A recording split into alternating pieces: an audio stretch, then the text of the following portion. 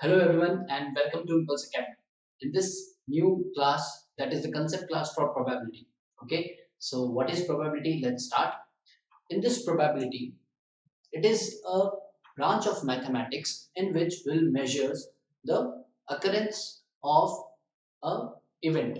Okay, and with using the numbers. So हम यहाँ पर क्या करेंगे? प्रोबेबिलिटी के अंदर हम एक कोई भी इवेंट मान लेंगे। अब इवेंट क्या होता है वो मैं आपको बताऊंगा। उसके अंदर वो कैसे अकर होगा या नहीं होगा उसकी वैल्यू अपन नंबर्स बताएंगे।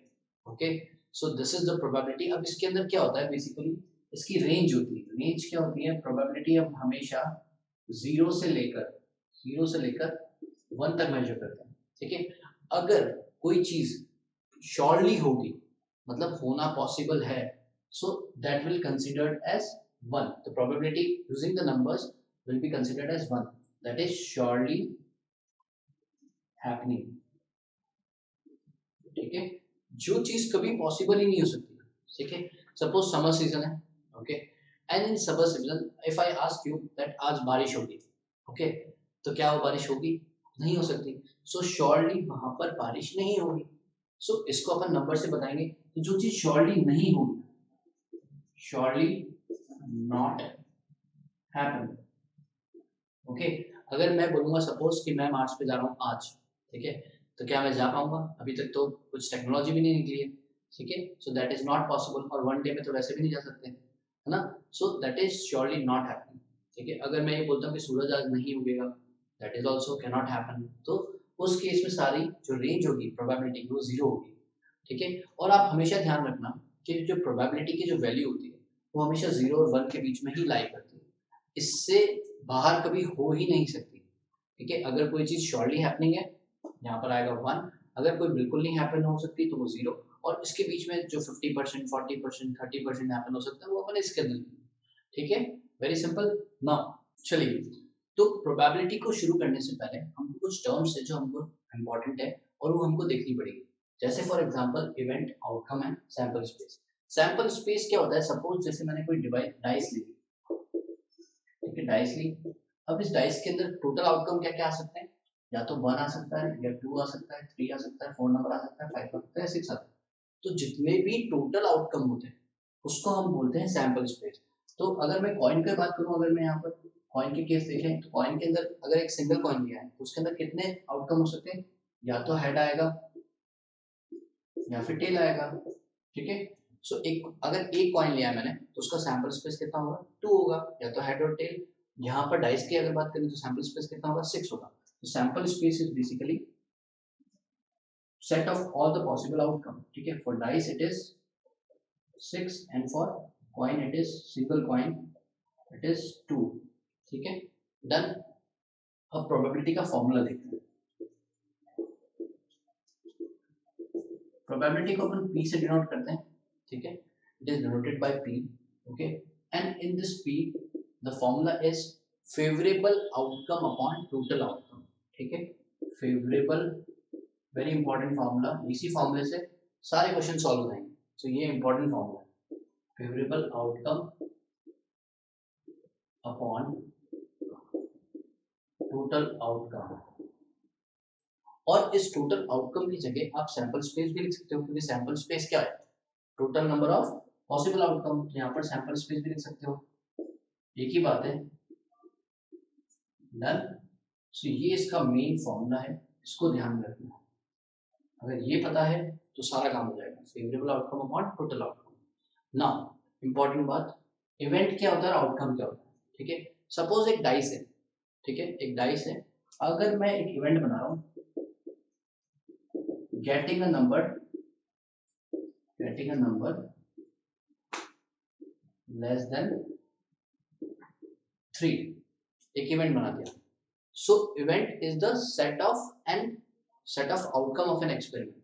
ठीक है, क्या अपन set of outcome of an experiment का मतलब ये होता है कि जैसे अपन ने कोई इवेंट बना लिया, उसके उसके अंदर अब अपन आउटकम निकालेंगे। ठीक है, तो मैंने एक इवेंट बना दिया और आउटकम क्या होता है? Outcome is the result of an experiment. Result of an experiment.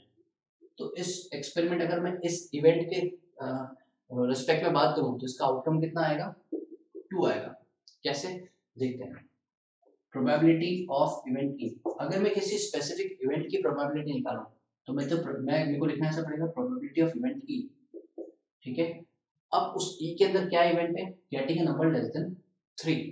अब ऐसा कौन कौन से नंबर जो 3 से छोटे हैं, दो नंबर है, या तो 1 और 2।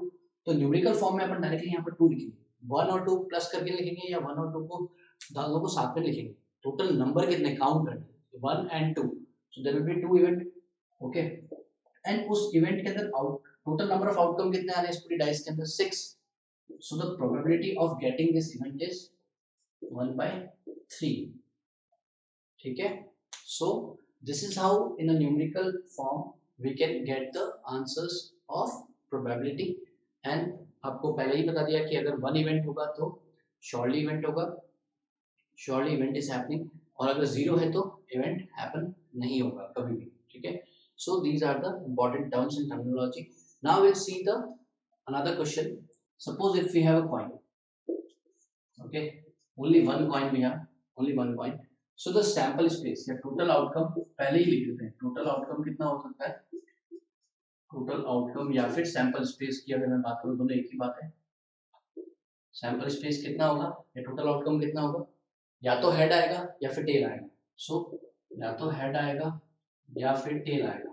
सो टोटल कितने हो गए, 2 हो गए। आपको न्यूमेरिक वे में लिखना है, ठीक है। तो यहाँ पर टोटल आउटकम 2 हो गए। नाउ मैंने एक इवेंट बना दिया, the event of getting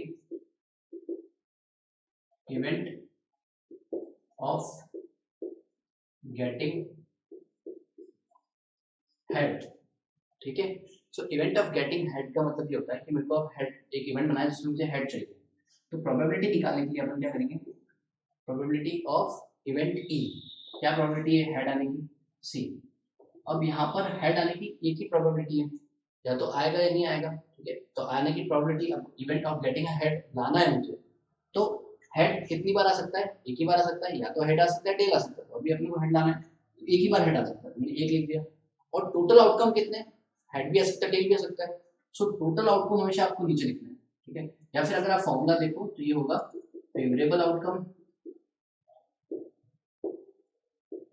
favourable outcome और टोटल आउटकम, पहले ऐसे लिख दो,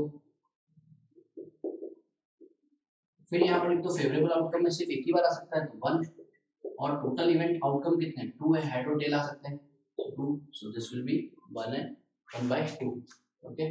बहुत सिंपल है ये, अगर आपको समझ में आ गया तो ये इतना आसान है कि आप सोच भी नहीं सकते हो, फ्री के मार्क्स है ना। सो इसको लॉजिकली देख के चलना है और इसको पढ़ के जाना है एक्चुअली एग्जाम में। So there is another question of example class 10 of example 2, and that is page number 298, okay. In this 298 page there is a question, okay. In this there is a red ball, a blue ball and a yellow ball. So a blue ball means one ball of blue, okay. A yellow ball means there is only single ball of yellow, and a red ball means there is only single ball of red, okay. So a का मतलब होता है 1 and thereafter we have 3 balls, okay. सो अपने को क्या करना है, probability निकालनी yellow, red and blue ball की। बहुत सिंपल है, बट यहाँ पर अपन टोटल आउटकम निकालते हैं। सबसे पहला काम आपका ये होना चाहिए प्रोबेबिलिटी के अंदर कि टोटल आउटकम निकालो, ठीक है। सो टोटल आउटकम या फिर सैंपल स्पेस भी बोल सकते हैं, ओके। सैंपल स्पेस कितना होगा यहाँ पर, सैंपल स्पेस कितना हो जाएगा यहाँ पर, this will be equal to 3। क्यों, क्योंकि टोटल नंबर ऑफ बॉल्स कितनी है, 1 2 3, सो ऐड कर लो सबको।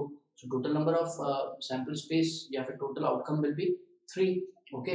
नाउ येलो बॉल की प्रोबेबिलिटी निकालनी, तो गेट, अब मैं एक इवेंट बना रहा हूँ, इवेंट, अब इवेंट क्या है मेरा, मैं एक इवेंट बना रहा हूँ y, इवेंट इस बार मैंने y बनाया, of getting a yellow ball, of getting yellow ball, ठीक है। ऐसे ही मैं एक और इवेंट बनाता हूँ, event of getting red ball, तो मैंने उसको इवेंट को R मान लिया, ठीक है, of getting red ball. And ऐसे ही मैंने एक और इवेंट बना लिया, event of getting blue ball, ठीक है। इस इवेंट का मतलब ये होता है कि अगर इवेंट R होगा, अगर r इवेंट काउंट करना है मुझे तो r बॉल कितनी होगी वो देखना पड़ेगा, रेड बॉल कितनी होगी वो देखना पड़ेगा। अगर मैं ब्लू देखूंगा इवेंट b तो टोटल ब्लू बॉल कितनी वो देखना पड़ेगा।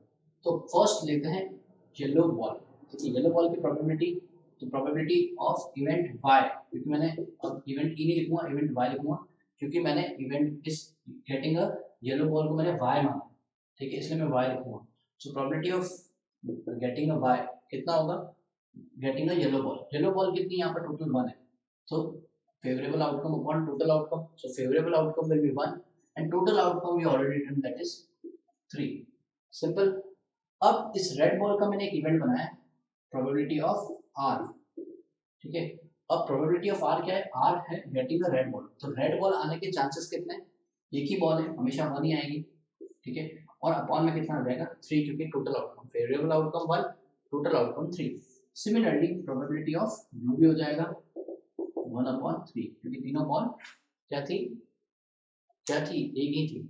अगर सपोज मैं अब मैं अपने हिसाब से क्वेश्चन चेंज कर रहा हूँ, and now I am changing the number of balls, so there are 2 balls of blue and 3 balls of yellow, okay, so I have change the number of balls. ये तो क्वेश्चन हो चुका है, अब अपन नया क्वेश्चन को ट्राई करते हैं, ठीक है। अब टोटल नंबर ऑफ आउटकम कितने हो गए अगर मैंने बॉल चेंज कर दी तो 3 4 5 and 6, total number of outcome कितना हो जाएगा 1 + 2 + 3 that is equals to 6। So the total number of total outcome या सैंपल स्पेस 6 हो गया, ठीक है। अब वापस से सेम क्वेश्चन है, गेटिंग अ येलो बॉल। अगर मुझे येलो बॉल की प्रोबेबिलिटी अब निकालनी है तो येलो बॉल टोटल कितनी 3, सो 3/6, so it will be 1/2, change हो गया। अगर रेड बॉल निकालना है तो रेड बॉल कितनी 1, सो 1/6 probability of getting a red ball, and probability getting a blue ball, ठीक है, ब्लू बॉल कितनी है 2 है, तो 2/6 that is 1/3। so these are the outcomes, these are the probabilities in the number। अगर आप इसको डिवाइड करोगे तो आप देखोगे कि आपकी जो प्रोबेबिलिटी वो 0 से 1 के बीच में ही आएगी हमेशा, ठीक है। So this is how we need to solve the questions for probability. But सबसे पहले आपको टोटल आउटकम निकालना है। अगर आपने टोटल आउटकम निकाल दिया तो उसके बाद तो क्वेश्चन में कुछ भी नहीं है, फिर जो पूछा है उसके अंदर अप्लाई कर दो, अपॉन में टोटल आउटकम दो या सैंपल स्पेस दो, एक ही बात है, okay. So this is how we need to solve the questions.